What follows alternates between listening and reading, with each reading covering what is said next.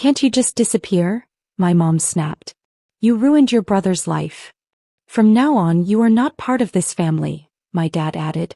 I didn't argue, I just left. 3 days later they were at my door, begging me to take them in. I guess I should have known better. But in our family, Christmas was still sacred. No matter how cold things got during the year, no matter what passive-aggressive things were said on birthdays or ignored over group chats, December 24th always meant one thing. We gathered, we smiled, we ate too much honey-glazed ham, and we played nice. So I showed up. Like always. Gifts in hand, 5 of them carefully picked, thoughtfully wrapped. 1 for each. My mom, my dad, my brother, his wife, and their baby. A high-end baby toy for my nephew. A vintage perfume bottle for my mom and her favorite floral scent. A rare vinyl for my dad's collection. A personalized book on leadership for my brother. Ironic in hindsight. And a spa gift certificate for his wife, who always looked 2 minutes from burnout. I spent hours picking each thing. Paid for expedited shipping. Wrapped them by hand, matching ribbon and all. Because no matter what, I still believed showing up with love mattered. That morning I curled my hair, put on the sweater I knew my mom once said made me less severe, and drove over with the heat on full blast and this foolish flutter of hope in my chest. Maybe things weren't perfect, but they were still family, right? It was snowing, just barely, more of a decorative flurry than anything serious. When I pulled into their driveway, I could see the lights twinkling in the living room window. The golden retriever barked once from inside. Familiar. Almost warm. I rang the bell, gifts stacked in my arms like some kind of emotional offering. The door opened. My mom looked surprised. Not in the, oh, you're here, way, more like I was early to a party I wasn't invited to. She didn't smile. Behind her, I saw my brother, already sipping something from a crystal glass. His wife was holding the baby, who had that wide-eyed, rubbery-cheeked look that makes you forget every grudge for 2 seconds. I didn't even get a hello. Instead, my mom stepped forward and said it. Just like that. Can't you just disappear? I laughed. Not because it was funny, but because I thought I misheard her. Or maybe she was trying to be dramatic in that annoying, let's not ruin the holidays kind of way. What? You ruined your brother's life, she snapped, voice louder now, slicing through the doorway like it had been waiting all year to get out. She gestured back toward him like he was a monument. Do you even understand what you've done? What this year has cost him? Before I could respond, my dad appeared behind them, arms crossed like some angry mall security guard. And then came the line. From now on, you are not part of this family. It was rehearsed. Too clean. He must have said it out loud to himself a dozen times before today, waiting for the moment to deliver it.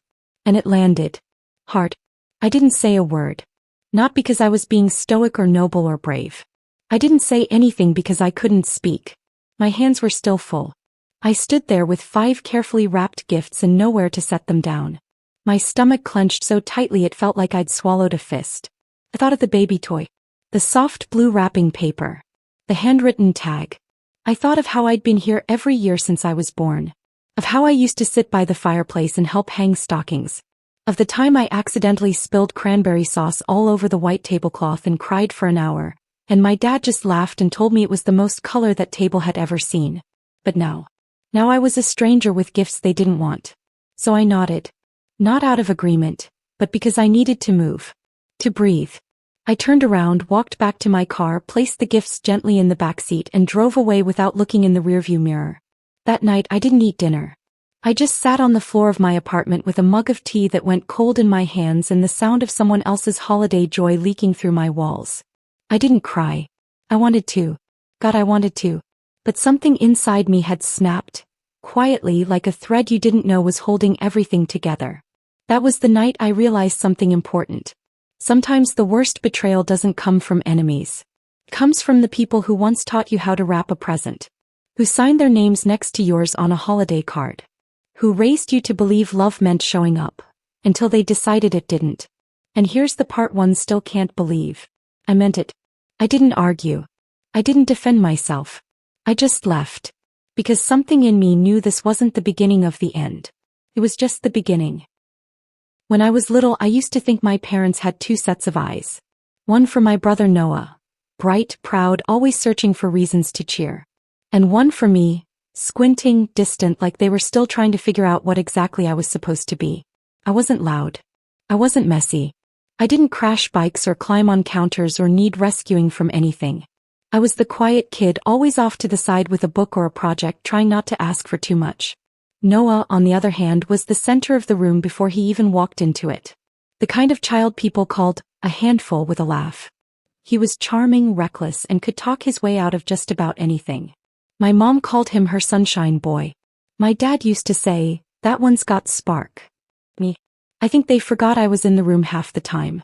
The pattern didn't change as we grew up. It just got more expensive. Noah dropped out of college twice. Switched majors more times than I can count. Every time my parents acted like it was a thoughtful life pivot. "He's just exploring his options," they'd say. "At least he's not giving up." When I graduated early and got my first real job, my mom's response was, "You should really wear more color. You always look so serious in black." I used to tell myself it didn't matter. That being good wasn't supposed to come with applause. But it wears you down after a while. Being invisible until someone needs something. And they always needed something. So I kept my head down and built a life. I worked hard, saved money, and eventually helped start a small company with a few close friends. We were building something that helped law firms sort through all their paperwork faster. Boring, behind-the-scenes stuff. Nothing flashy. But it worked. My parents never asked what I did. They just said, "She's good with computers." Like I was a remote they didn't know how to program. Then Noah's wife got pregnant. Suddenly, everything became urgent. "He's ready to settle down now. He just needs something stable. Maybe you could help." What they meant was, give him a job. So I did. It was supposed to be a short internship. Just a few weeks of shadowing. I brought him into my team, introduced him around. Tried to make him feel welcome. He showed up late the first day. Said traffic was bad. We work from home. By the second week, he was skipping meetings and making jokes during team calls about how I was so uptight for a little sister. He didn't even last the month. One day he just stopped logging in. No call. No thank you. The next time I saw him, he was on a beach in Mexico. Shirtless, holding a coconut, posting on social media about big things coming soon. His wife was home with their newborn. A week later, he posted a video tour of their new apartment. Sleek, modern, with a downtown skyline view. The kind of place that doesn't come cheap. He captioned it, "Invest in yourself. The world will catch up." My parents reposted it and wrote, "So proud." I didn't ask questions. I didn't even roll my eyes. I just got back to work. We were in the middle of final testing for our product. We hadn't launched anything yet. Everything was still quiet, protected. The kind of thing you don't talk about outside your team because you know how fragile good ideas are when they're still taking shape. That's why, when I got the email from a friend at another company, I nearly dropped my coffee. She just wrote, "Thought this looked familiar," and attached a flyer. I clicked, not expecting much. And there was a press release from a competitor. They were launching a new product. Something to help lawyers organize and review documents faster. Same concept. Same layout. Same talking points. Even the screenshots looked like ours. Like someone had taken our work, added a new logo and called it their own. At first, I thought I was being paranoid. There are only so many ways you can make a software dashboard look clean. But then I saw a visual flowchart. A structure I'd spent weeks designing, one that wasn't standard in the industry. It was mine. No one outside our company had access to that material. We hadn't shared it publicly. We hadn't even demoed it yet. It was ours. And someone had taken it. There were only a handful of people who had access to our early-stage files. I didn't want to think about it. Didn't want to make that leap. But the timeline was too neat. The similarities were too precise. And I had let Noah into our system. I hadn't even thought to restrict his access when he joined. It was supposed to be temporary, unpaid, basic observation. But I hadn't locked down the folders. I hadn't imagined I'd need to. That night, I sat in my apartment staring at the flyer for what felt like hours. I didn't cry. I didn't scream. I just felt hollow. Like someone had scooped out the middle of me and left the shell behind. I wanted to believe it was a coincidence. That I was jumping to conclusions. That there was some other explanation. But I knew better. And I hadn't even told anyone yet. Not Grandpa. Not my friends. Not even myself out loud. It was December 23rd. I was supposed to leave for Christmas Eve dinner in the morning. I'd already wrapped the presents. one for each of them, including a soft toy for Noah's baby that I'd ordered months ago, back when I still believed I was part of this family. I looked at the box sitting by the door and wondered if I'd still go. Because part of me, the part that had always kept showing up, still wanted to believe I was wrong. That maybe this time I'd walk into a house where I wouldn't have to earn my place. That maybe they'd finally see me. By the time I showed up for Christmas, I hadn't seen any proof. Not the receipts. Not the emails. Not the confirmation that my brother had taken something from me and sold it like it was his to give. But I'd asked our company lawyer to look into it. Quietly. Just in case. Turns out just in case was about to blow up my entire holiday. What I didn't know that morning, gift bags clutched in my hands, snow slushing up the back of my boots, was that our lawyer had already reached out to the competitor. Just a polite legal heads up, nothing nuclear. Yet. But it didn't stay polite for long. Because the competitor, as it turns out, took intellectual property theft pretty seriously. They'd reached out to Noah. And Noah, being Noah, didn't call to come clean.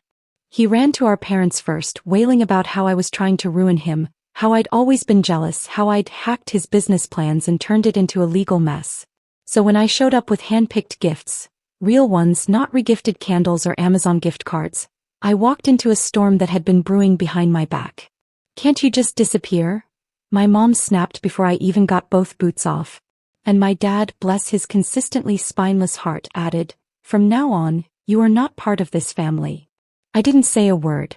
Just turned, walked back to the car and drove off with the presents still in the trunk.